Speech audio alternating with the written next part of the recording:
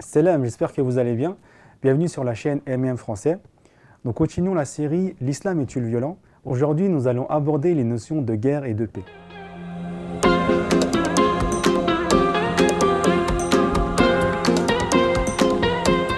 Si les versets du Coran relatifs au qital se réfèrent à différents événements historiques, le contexte reste toujours le même, la guerre. Le concept de qital, qui signifie le combat avec l'ennemi, ainsi que les versets qui demandent à tuer les infidèles, relèvent du droit de la guerre dans la jurisprudence islamique. Dès les origines, les savants et les juristes ont eu de sérieuses discussions pour savoir dans quel contexte c'était une prescription de meurtre et dans quel autre un concept lié au droit de la guerre. Au risque de nous répéter, rappelons la méthode à adopter pour comprendre les versets ayant pour racine « jahada » est une des questions qui a le plus préoccupé les savants. Leur sens littéral étant clair, il faut revisiter le contexte dans lequel il est apparu, ce qui ne peut se faire sans revoir l'ordre et les circonstances de la révélation de ces versets. Allah Azza wa Jal, à travers ces versets, est intervenu dans les événements de l'époque. La priorité est de savoir ce que la volonté divine dit et non ce qu'elle veut dire. Reste là à maîtriser les connaissances en sciences islamiques comme la science des hadiths, l'histoire, la biographie du prophète alayhi salatu wassalam, et le récit de ses batailles. Sans ce détour, le Coran ne peut faire l'objet ni d'une exégèse ni d'une interprétation. Pour bien comprendre les versets, il ne suffit pas de connaître l'ordre et les circonstances de la révélation. La plupart des livres d'exégèse décrivent les événements qui sont à l'origine des versets, mais ne donnent pas davantage d'informations sur leur contexte. Les auteurs pensaient-ils qu'ils étaient supposés être connus? Il n'en reste pas moins vrai que l'arrière-plan social, politique, culturel, économique est au moins aussi important, sinon plus, que la connaissance des circonstances de la révélation.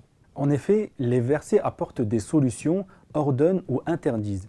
Le Coran ne peut être interprété sans connaître les hadiths, la biographie du prophète, l'histoire, ce qui veut dire que les interprétations hors contexte peuvent ne pas correspondre au dessein divin. C'est une fois compris ce que disent les versets qu'il sera possible d'envisager ce qu'ils veulent dire, en particulier aujourd'hui. La première source à consulter revient d'une part à la pratique du prophète et d'autre part à l'interprétation des oulémas à travers l'histoire.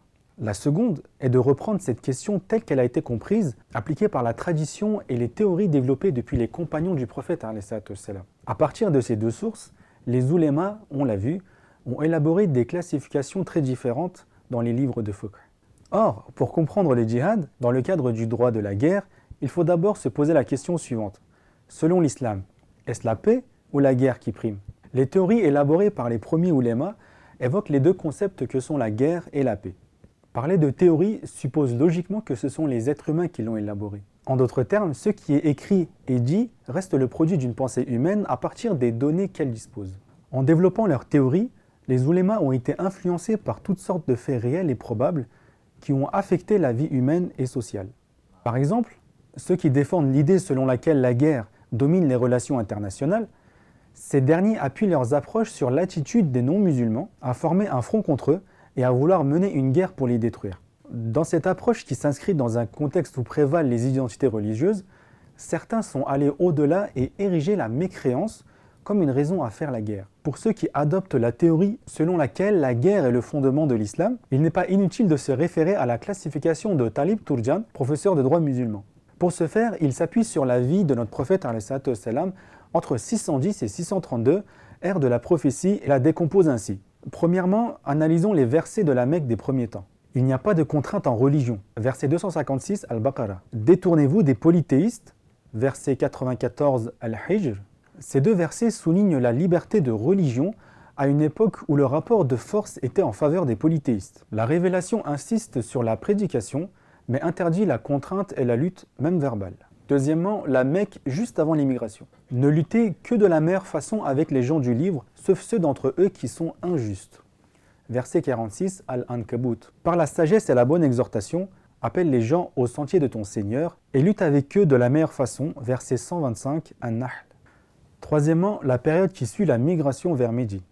Elle correspond aux années où la guerre est autorisée pour la première fois, mais sous deux conditions. La première, que ceux qui persécutent les musulmans à la Mecque continuent à Médine. La seconde, que s'ils préfèrent la paix, les musulmans doivent l'accepter. Les versets suivants le prouvent. Combattez dans la voie d'Allah ceux qui vous combattent. Verset 190 Al-Baqarah. Les croyants qui ont été attaqués injustement sont autorisés à se battre. Verset 39, Al-Hajj. Et s'il s'incline à la paix, incline vers celle-ci toi aussi et place ta confiance en Allah. Verset 61, Al-Anfal. Quatrièmement, déclarer la guerre en dehors des mois sacrés. Quand les mois sacrés expireront, tuez les polythéistes, associateurs, infidèles, où que vous les trouviez, capturez-les, assiégez-les et guettez-les dans toute embuscade. S'ils se repentent, accomplissent la prière et acquittent l'impôt, la zakat, alors laissez-les libres, car Allah est pardon et miséricorde. Verset 5, At-Tawbah. Ce verset, connu sous le nom de verset de l'épée, est pour les tenants de la guerre comme un fondement de l'islam. La justification de la guerre offensive et non défensive dans la lutte contre ceux qui combattent les musulmans, mais aussi contre ceux qui ne le font pas.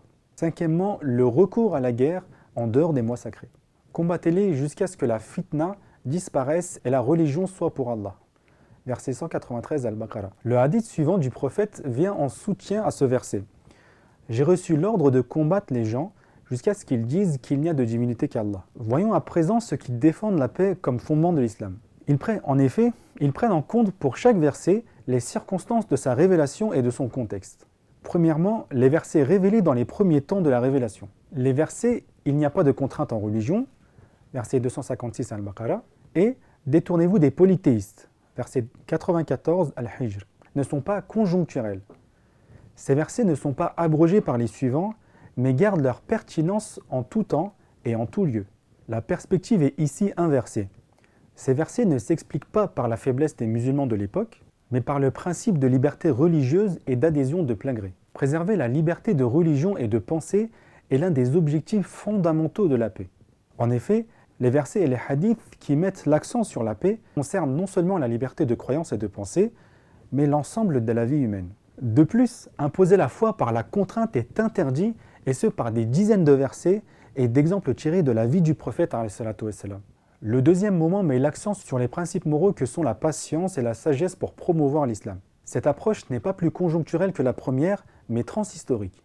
Quant au troisième moment qui commence après l'émigration à Médine, les croyants qui ont été attaqués injustement sont autorisés à se battre parce qu'ils étaient persécutés. Verset 39 Al-Hajj. Selon la volonté divine, ce verset considéré comme guerrier a pour justification le fait d'être persécuté. Une persécution que l'on retrouve historiquement dans la période mécoise, soit pendant 13 ans, mais aussi pendant les 2 dernières années médinoises précédant la bataille de Badr. Le Coran dénonce aussi dans le verset suivant « Ils ont été expulsés de leur demeure de manière injuste, simplement parce qu'ils disaient « Allah est notre Seigneur ». Verset 40, Al-Hajj. Quatrièmement, selon les défenseurs de la thèse de l'abrogation, le verset 39 aurait été annulé par les versets qui appellent à la guerre contre les infidèles en dehors des mois sacrés, et ce, sans aucune condition préalable. Selon les partisans de la paix, il n'est pas nécessaire d'abroger ce verset de la sourate Al-Hajj, car il réitère la même idée.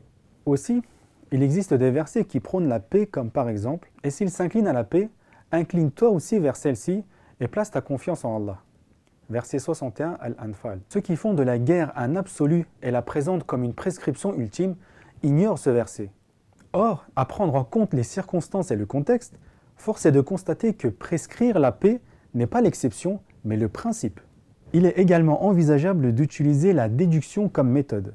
Le sens apparent du verset se réfère, certes, à une circonstance historique, mais si l'on considère la guerre, dans l'histoire de l'humanité, non pas comme la norme, mais un état accidentel, la vraie finalité de ce verset est d'assurer la paix. À l'inverse de ceux qui font de la guerre un fondement, tous les appels au djihad ont été révélés lors de circonstances exceptionnelles et précises. Si la révélation était fondée sur l'idée d'une guerre permanente, les musulmans ne devraient s'engager que dans le djihad. Les musulmans auraient à mobiliser toutes leurs forces et leurs moyens pour qu'il n'y ait plus un seul infidèle sur terre. En accord avec la déclaration, il m'a été ordonné de me battre jusqu'à ce que la seule religion sur terre soit l'islam.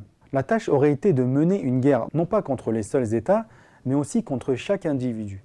Or, une telle prétention est incompatible avec la raison, l'intelligence et la réalité humaine, sociale et religieuse. S'il faut lutter pour la liberté de religion et de conviction, la garantie de ces libertés ne peut être assurée que dans le cadre des versets qui ordonnent la paix. Une lecture centrée sur le texte, déconnectée du contexte, aboutit à dire que le dessein divin est d'ordonner aux musulmans de faire la guerre et de tuer les infidèles sans relâche. En effet, ces versets servent d'ultimatum lancé par le prophète ﷺ aux polythéistes qui ont rompu l'accord politique.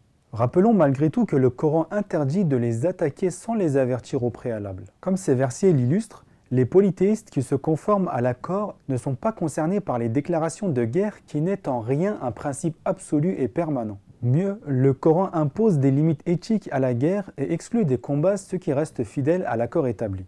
Si la guerre avait été érigée en principe, aucun État musulman de l'histoire n'aurait pu être autorisé à faire la paix avec un État infidèle. Or, le premier État musulman dirigé par le prophète a signé de nombreux accords selon le 4e verset de la sourate At-Tawbah, à l'exception des associateurs avec lesquels vous avez conclu un pacte, qui ne vous ont manqué en rien et n'ont soutenu personne à lutter contre vous. Respectez pleinement le pacte conclu avec eux jusqu'au terme convenu. Allah aime les pieux. Quant à l'injonction « tuez les polythéistes, associateurs, infidèles, où que vous les trouviez, capturez-les, assiégez-les et guettez-les dans toute embuscade ». Elle s'adresse aux personnes qui ont violé l'accord à plusieurs reprises et qui ont voulu tuer les musulmans. En somme, les autres versets du Coran relatifs au meurtre des polythéistes sont à traiter avec la même méthodologie pour ne pas tomber dans les ténèbres des idéologues extrémistes. Merci d'avoir suivi la vidéo. N'hésitez pas à vous abonner à notre chaîne MEM Français et je vous dis à bientôt dans une autre vidéo.